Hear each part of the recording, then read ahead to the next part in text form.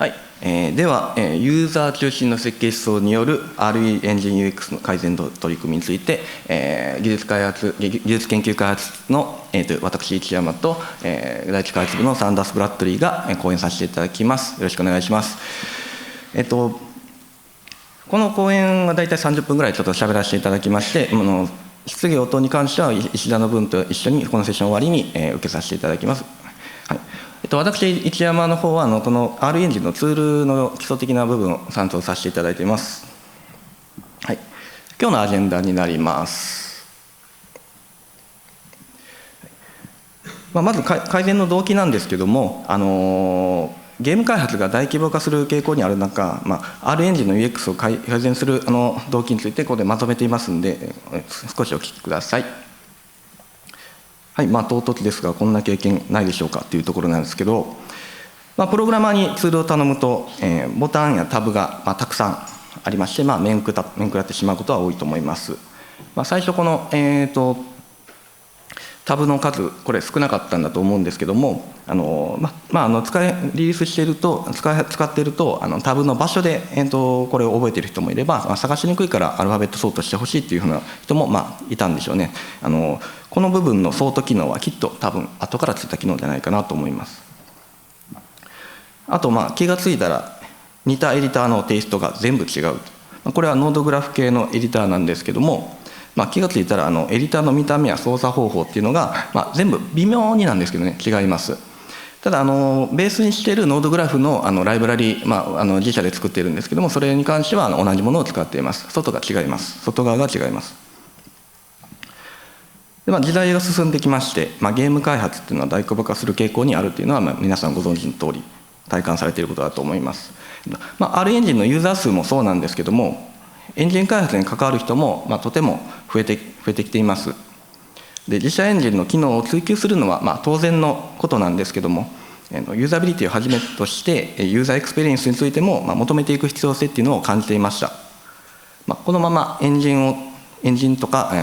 ツールを作るのはプログラマーであるというような開発体制を続けていては、ユーザーエクスペリエンスUX は良くなっていくのかというような、そんな疑問は我々の中にありました。では表面的な問題は分かりましたので、それぞれちょっと分析していきます。まずデザイン上の問題点があります。まず統一感がないというところがよくありました。ボタンの並びもほっておくとガタガタになります。で、この部分ひどいのはちょっと同じスパナのアイコンが違う意味で異なる意味で使われています。UI の意味が伝わらないですよね、これでは。あとプログラム上の問題点もあります。スタイル設定っていうのはプログラマーがコーディングするときにどうしたらいいのか、分からないんで、コードの雰囲気を見て、共通そうなスタイルを選ぶか、また誰かに聞きます。プログラマーのセンスは問われるんですけども、普通はあまり良いものにはならない。ここはあまり期待できないところであります。当然似たデザインのコードは散乱してエンジンのコードも汚れていきます。そして利用しているユーザーから見た問題点になります。ゲームを作っているのに滑らかに編集ができないと、集中が途切れます。効率が上がっていかずに生産性にこれは影響していきます。そしてプログラムに置き換えるとこれはキャッシュミスが多いような処理をユーザーに行わせているというような感覚になります。デザイナーからすると直感的ではない操作であるというふうに言われます。そしてここ小さい問題だと言っているんですけども、実はこれ小さい問題に見えるだけで大きな問題の原因になり得ます。小さい問題はエンジンの人にフィードバックするんですけども、あんまり自分からやりたいもんではないですよね。誰かやってよっていうふうな感じになるかなと思います。あとチームのワークフローの問題点も出てきます。一部のツールにこういった小さいように見える問題があると、その問題を迂回したワークフローを構築する場合があります。ここで言ってる小さい問題の中には、このツールちょっと気に入らないとかそういった問題も含まれます。見て分かる通り、このツールを使ったこの水色のワークの部分がフローしてないですね。これは大きな問題ですね。ではこれ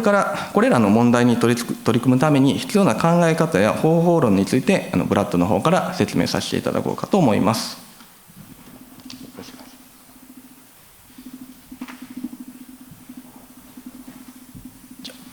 ろしくお願いします。ブラッドです。R エンジンの UX 改善プロジェクトのデザインコンセプトを紹介します。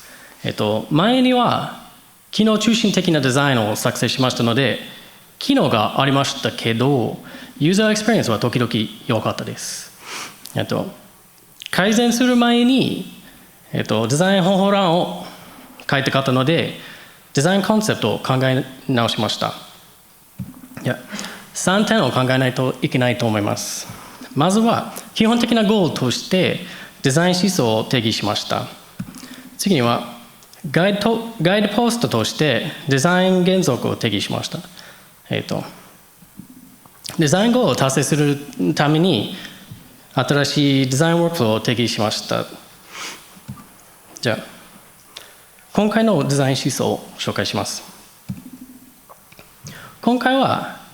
ユーザー中心的な UI とかワークフローをデザイン作成します。R エンジンの UX デザイナーとエンジンプログラマーはエンジューザーではないので、ユーザーのために最適なワークフローとデザインを理解することが必要です。ユーザー中心デザインのための原則を紹介します。まずは、デザインがユーザーの要求を、満たさないといけないと思います。短い機能があれば、本当に良くないですね。次は、長官的なデザインを作成することが必要です。一般的にユーザーは本能で動作をしたいです。ワークフローと UI は長官的であれば、ユーザーが簡単に理解することができるので、フラストレーションが減らします。次はデザイン言語とイコノグラフィーが一貫していることが必要と思います。バラバラデザインがあれば、ユーザーは混乱して、フラストレーションが上がりそうです。最後には、UI はつぶやくにユーザーのコマンドをレスポンスすることが必要です。遅かったらユーザーのフラストレーションが上がります。どうやってゴールを達成しますか？このデザインコンセプトは新しいデザインワークフローが必要と思います。まずはユーザー中心のデザインのためにユーザーの要求を理解することが必要なので、まずはユーザーリサーチしてプロトタイプを作成することが必要と思います。その後にユーザビリティテストします。エンドユーザーの人口のサンプルにデザインとか新しいワークフローをテストします。テストのフィードバックや洞察によるもう一回デザインを改善します。その後実装する。新デザインをリリース後にユーザーのフィードバックをフォローアップして、ワークフローと UI が望ましい結果を達成していることを確認します。問題が出れば修正します。よし。デザインコンセプト決定しましたので、これで R エンジンの UX 改善プロジェクトを始めましょうかな。少し待って。多分、なんか忘れちゃったかな。多分、一番大事なことを忘れました。エンドユーザーは誰ですか？誰のためにデザインをしますか？エンドユーザーを知らなければ、ちゃんとユーザー中心的なデザインをすることができませんと思います。でもね、R エンジンのユーザー範囲が広くて、スキルセットとかワークフローの条件も広い範囲があります。各ユーザーのために個別にデザインすることができませんので、デザイン考えるためにゴールとしてエンドユーザーを定義しました。各ワークフローのエンドユーザー厳密にはグループによって違いますが、簡単に考えるためにテクニカルスキルによる3つグループに分けました。でも、テクニカルスキルって言ったらどういうこと？この感じを定義しました。R エンジンの初心者から R エンジンのプログラマーまで。じゃあ、一番テクニカルスキルが高いユーザーはスーパーユーザー定義しました。間違いであれば、このグループはサポートコストが少ない。例えば、エンジンとかゲームとかアプリプログラムが入っています。このグループはターゲットエンドユーザーではない。次のグループは上級ユーザーという。このグループのテクニカルスキルは高いけど、スーパーユーザーレベルじゃない。例えば、このグループに入っている人はテクニカルアーティストです。また、エンドユーザーではない。最後のグループに大半のユーザーが入っています。一般的に良くないワークフローがあれば、サポートコストが高いので、このグループはエンドユーザーとして定義しました。このグループに入っている人はアーティストとかデザイナーと思います。じゃあ、もう一回。ゴールとかガイドラインとワークフローを定義しましたと、エンドユーザーを決定しましたので、これで本当に RUX 改善プロジェクトを始めましょう。じゃあ、この UX 改善プロジェクトのコンセプトをまとめたの PV を紹介します。この PV は本当に社内のための向きのために作りましたけど、どうぞ見てください。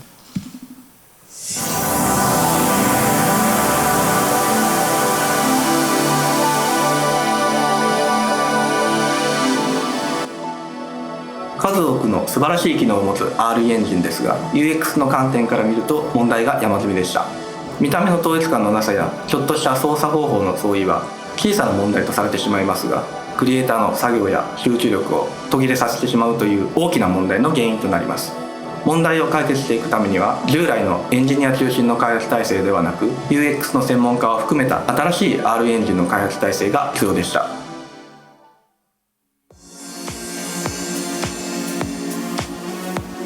Everything flows from the user. So the first question we have to ask is, who is this for? Who are the users? The design must address the needs of the user. So we need to know what do they need to do and how do they want to work. UI designs and workflows should be intuitive. And intuitive design increases the user's acclimation speed and reduces their frustration. The design of a product also needs to be consistent. Consistent language within the design reduces the user's cognitive dissonance. Designing for the user and keeping these principles in mind can help us provide a good user experience.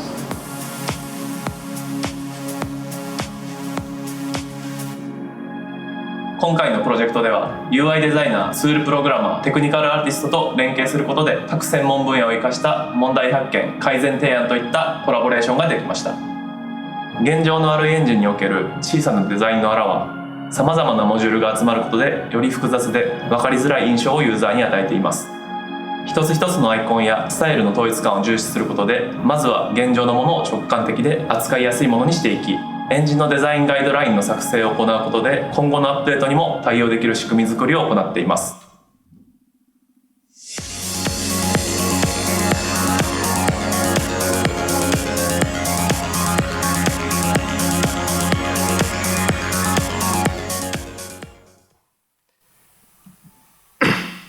はい、ありがとうございます。ではビデオでこれ紹介させていただいた、コンセプトを実現するための開発体制について紹介させていただきます。はい、UX 改善のプロジェクト実際のスケジュールはこのような感じでした。10月のこのキックオフの時点では、あまり、1月以降の部分はよく見えてないという状況で始まっています。まず最初に、人員を確保しなければなりません。UX デザイン室の人員を何名かエンジン UX のために割り当てしてもらいます。集まった人員はこのようなスキルとモチベーションを持っています。UX デザイナー、テクニカルアーティスト、ツールエンジニアのチームができました。UX デザイナーはユーザーずっとゲーム UX のデザインをしていました。エンジン UX に非常に意欲的なんですけども、ツール UX に関しては未経験となっております。テクニカルアーティスト、これは先ほどのブラッドのことなんですけども、RED を利用して、ゲームの品質を上げたい、ゲームのワークフローもよく知っている、でもっともっとよくしたいというような意欲を持っています。であとツールエンジニアは私を含めてですが、R エンジンのツール設計技術を担当しております。で、どこから UX 改善してほしいと言われてもどこから改善すればよくわからないというのが現状で、実情であって、であと日々来る機能要望だったり不具合の修正だったりっていうので手一杯になりがちな傾向がありました。はい、このチームで UX 改善のプロセスを紹介いたします。UX 改善プロセスは、まずゴールを設定します。それから問題整理、分析、試作、評価を繰り返します。それぞれのフェーズでは、アイデアノート、デザインプロトタイプ、ユーザビリティテストなどの手段で行います。継続的に UX 改善をしていける開発体制が欲しいところですけども、その前にはまずは地盤を固める必要があります。おそらくデザインガイドラインがないために統一感もないものだろうと思っていましたので、とりあえずのゴールをデザインガイドラインの作成にまずは設定しました。大きく UI デザインを刷新する中で、デザインガイドラインを作っていきます。これからはデザインガイドラインありきでツールデザインをするように決めました。まずは問題をリストアップして整理するところから始まりました。ヒアリングや実際に自分たちで調べた内容リストアップした内容をワンノートとかでアイデアリストを作ってカテゴリー化していってタスク化まで行っていきます。そして新しいデザインを考える中ではアイコンも大量に刷新する必要があります。既存のエディター調査して必要なアイコンをリストアップします。これは UX デザイナーの仕事になります。その過程で出てきたのがアイコン結局何作ればいいんだ表 .pdf なんですけども、これ一つ一つエンジンのアイコンに関して思ったことを素直にリスト化していきます。特にこのマニピュレーターを非表示にしてカメラモードにする機能というアイコンに至っては、必要性がわからない、何これっていうようななんでいるのってなくてよくないみたいな同じようなことが4つも書かれてというようなコメントがつけられていました。そして次にレイアウトです。これは旧デザインなんですけども、この左上の部分、この部分を拡大しますと、線が整列しなくて、ガタガタです。非常に残念な印象を与えています。ここ左上の部分は代表的なところであって、いくつもこういうのが潜んでいると思っていただければいいかなと思います。はい、ではこれを改善していくためのデザインプロトタイプを作っていきます。旧デザインと新デザインを並べてみました。旧デザイン、これは旧デザインなんですけども、新デザインをちょっと重ねてみると、これは正しい方、古い方、こんな風にパッと見ていくと、同じレイアウトで見ても新しいデザインの方がすっきりしたような印象があるかなと思います。そしてUX デザイナーにこれのシルエットを起こしてUX デザイナーがこれのシルエットを起こしてくれました。旧デザインと新デザインを並べると、旧デザインの方では線が揃わずにガタガタ雑だったものが新デザインでは線の太さというのが統一されてすっきりした印象になっていることが分かります。これもちょっと並べてみますと、これ古い方、このように統一感のあるようなすっきりした線になります。だいぶ印象が変わってきました。この線をはじめとして、空間の利用方法を見直すということで、作業領域を広くすることができました。この部分が増えた作業領域になります。投射比で 12% ほど広くはなっております。ディスプレイの下の方までたっぷり使えますんで、画面を最大化して使っている人もたくさんいます。なので気持ちよく使えるようになって、狭くも気持ち的にも狭く感じなくなって、数字以上に広くなったような印象を受けます。あとは色使いについても全面的に見直しをかけています。これによって分かりやすくシンプルな色使いになっていました。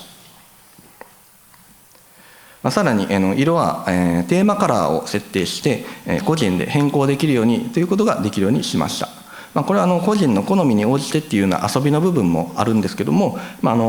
実用的なちゃんとした理由は、複数エンジンを起動したときにインスタンスの、区別がつくようにするというためでなります。テーマカラーについてはアイコンのアクセントやアウトラインの色などさまざまな箇所のアクセントカラーとして規則正しく使うようにしています。そして大きく印象が変わったと思ったのが文字です。フォントに関しても見直しを行っています。メリオを標準としていたんですけども、数値の認識のしやすさに問題があると思っていました。UX デザイナーに選定してもらって最終的に Lean というものを採用いたしました。絵数字並べてみるとこのようになります。で一番欲しかったこの数字を並べてみます。どうでしょう。ちょっとじーっと数値見てもらっていただけますでしょうか。Lean の方がスッと頭に入ってくるような気がしませんかね。本当サイズがちょっと違うのでちょっとこれで大体同じようになるようにちょっと調整しました。同じポイント数でもオーブンフォントの方が和文のフォントよりも若干小さめなのでこのようなことにはなります。大きく調整しました。これLeanの方がスッと頭に入ってくるかなと思います。特に9っていう数字が一番分かりやすいんじゃないかなと。一瞬の認識の違いですけれども、このスッと頭に入ってくるのこの感覚がLeanの採用理由になります。いろいろと考えたデザインについてはモックアップツールを作って確認していきます。例えばこのアイコンデザインで馴染むのかとか実際に動きがついた時にどう感じるのかといったところをテストしていきます。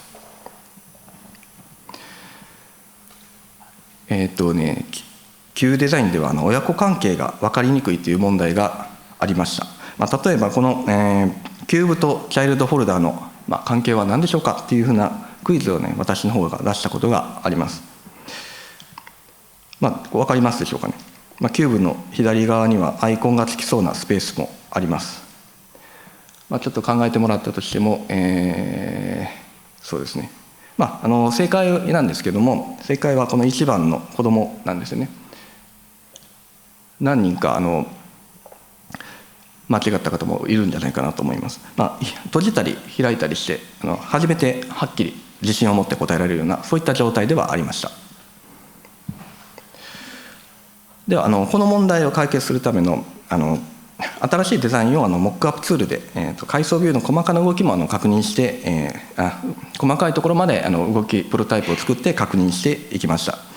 旧デザインで親子関係が分かりにくいという問題をここでこのモックアップツールで解消されているかどうかテストしていきます。アイコンは全てのノードにつくようになりました。この例ではチャイルドオブジェクトがどの親の子なのかどの範囲なのか色の濃淡で見て分かるようになっています。また目玉のアイコンの方の下側の動画の方ですね、ドローフラグの影響範囲も色の濃淡で分かるようになっています。この程よい色の変化になるように UX デザイナーが調整いたしました。これらの内容はデザインレビューで確認していきます。デザインから受ける印象やユーザーにこのデザインでどう行動してほしいのかというところというところも細かいところまで確認していきます。はい、ではこれらのデザインを確認するユーザビリティテストになります。デザインレビューを得て新しいデザインを何名かのユーザーに確認してもらいます。この写真の時は HTML で簡単なモックアップを作ってカラーピッカーをテストしていた時のものになります。ここで後ろから見て使っているのを見て観察したことの共有をその場で行っていきます。旧デザインではまたいくつか面白い問題がありました。ではどのような問題だったかというと、今から2つほど紹介させていただきます。例えば同じアイコンを見てもプログラマーとデザイナーで違う意味として理解しているものがありました。ピンのアイコン、これドッキングウィンドウを固定するピンなんですけども、これがそうでした。プログラマーはビジュアルスタジオで育っている人がとても多いので、ピンはドッキングウィンドウのものだというふうに思っています。一方デザイナーアーティストなどのDCC ツールではウィンドウをリサイクルしない設定っていう意味でのピンの利用が多くありました。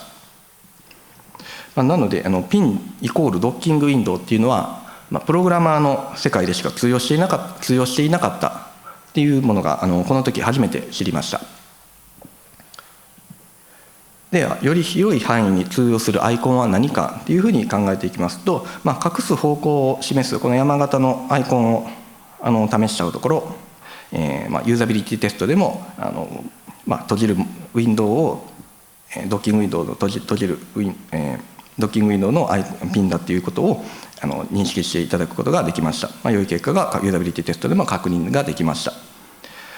ピンの解釈については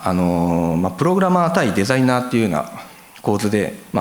結構議論にはなりましたけども、結果的に最初に設定したユーザーピラミッドのエンドユーザーっていうところに合わせるように考えると、これも納得いけるんじゃないかなと思います。もう一つアセットのステータスアイコンについても見直しを行いました。R エンジンではチェックアウトチェックインといったアセットをロックするシステムっていうのはサポートしていないです。今からこのアセットを編集するとコンフリクトするのかどうかという点はユーザーにとっても重要な情報になります。サーバーに新しいアセットがあるので更新してくださいというようなくるくるアイコンがついていたとします。これを更新せずに編集を開始するとコンフリクトが発生してアセットのマージが発生してしまいます。マージが不可能な場合はその編集は無駄になります。編集し終えてセーブしたっていう段階になって初めてこの新しいアセットが新しいバージョンがサーバー上にあったんだっていうことが気づくっていう事故も問題も結構発生していました。それぞれのアイコンの意味はこの上の方は状態の通知、サーバーに新しいアセットがありますよっていう状態の通知と、下の方は警告しますっていうようなこの行動をユーザーに行動を促すための表示になります。では競合を回避するための行動を取るには、編集をそのまま開始した、その後の結果っていうのを、自分に降りかかるその結果を自分のこととして想像するっていうことが必要があります。これはつまり暗黙的にバージョン管理システムへの深い理解を要求しています。明らかに上級ユーザー向けですよね。ではアセットにつけるステートアイコンとして適切なのはどちらか。アセットがユーザーに要求するテクニカルスキルはこのようになります。どちらのアイコンにするかっていうような判断はエンドユーザーに伝わる表記の方です。一番インパクトがあって変更意図の説明が難しかったアイコンがこれになります。リリース直後もUI を大きく変えた後もリリース直後もしばらくは混乱がありました。これらのことを踏まえて RUX ガイドラインを作成してまとめていきます。今後迷った時に戻ることになる大切な原則になるデザインガイドラインになります。アイコンを作る UX デザイナー向けのこれはガイドラインになります。統一感のあるアイコンを量産するために必須になります。ウィンドウじゃないや、ボタンのサイズであったりとかマージンだったりとか色だったりとか、そういったデザインに関すること全てがここにまとめられています。ではこのデザインガイドラインを守るためにプログラマーはどのコントロールを使えばよいのか、どのブラシを使ったらいいのか、どのアイコンを使ったらいいのか、どのアイコン利用時の注意点、あとはテーマカラーの利用時の注意点など、いろんなプログラマーが興味があるガイドがここにまとまっています。では新しいデザインの R エンジンの社内プロモーションになります。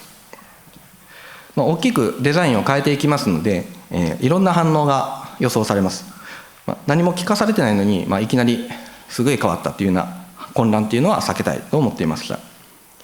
心の準備をしてもらいつつ、この機会に開発体制も変わっていくんだといった、UX 改善のコンセプトも広く宣伝していきたいと思い、社内向けにプロモーションビデオも作成いたしました。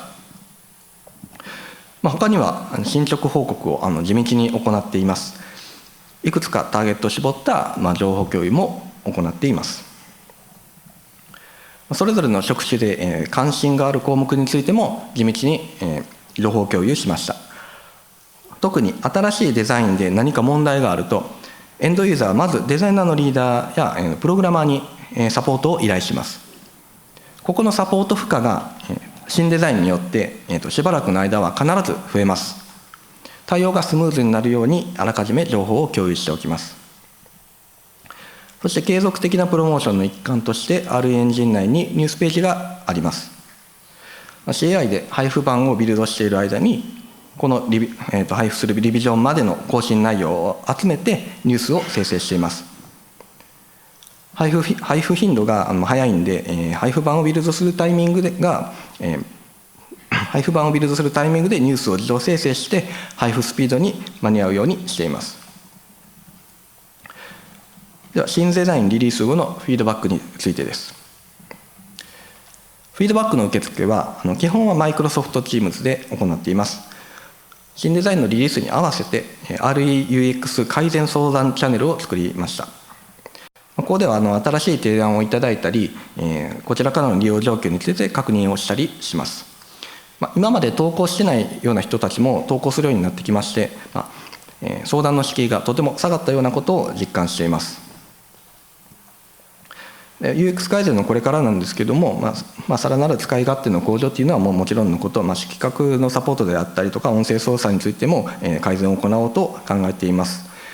ロードマップについては線を引いてますが、これも定期的に見直して全体のスケジュール感を調整しています。ではまとめに入らさせていただきます。まずはターゲットユーザーの定義になります。機能の決定に迷ったときはこのピラミッドを当てはめてみます。自社ツール用の UX ガイドラインを作成いたします。そのためには UX デザイナーとテクニカルアーティストをチームに組み込むということがとても重要になります。ツールエンジニアだけでは難しいと思います。テクニカルアーティストはツールにとっても関心がありますので、自然とツールエンジニアと接していることが多いとは思いますが、一方UX デザイナーの方はツールエンジニアとはあんまり接点がないというようなことが多いとは思います。社内調整がまず必要になってきます。テクニカルアーティストがたとえ絵が描けたとしてデザインができたとしても兼任はすることは良くないです。ユーザビリティは専門家に任せましょう。ツールエンジニアは UX デザイナーとテクニカルアーティストをサポートします。ツールエンジニアはレスポンス問題の解決や新しい技術の研究開発導入に時間を多く使ってください。で、ユーザビリティに関しての担当が必要になります。今回UX 改善のプロジェクトを通してゲーム開発をさらに良くしていくためにはエンジンの機能面だけではなくて UX に関してももっとリソースを割くべきだと確信しています。まだ始めたばかりなので社内的にも手薄な部分ではあるんですけどもゲーム UX のスキルはツール UX でももちろん活用可能ですので今後も社内でも開発体制を強化していきたいと考えています。皆さんの会社でも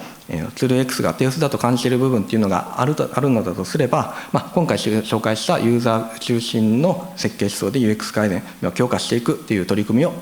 やってみてはいかがでしょうか。じゃあご清聴ありがとうございます。ご清聴ありがとうございました。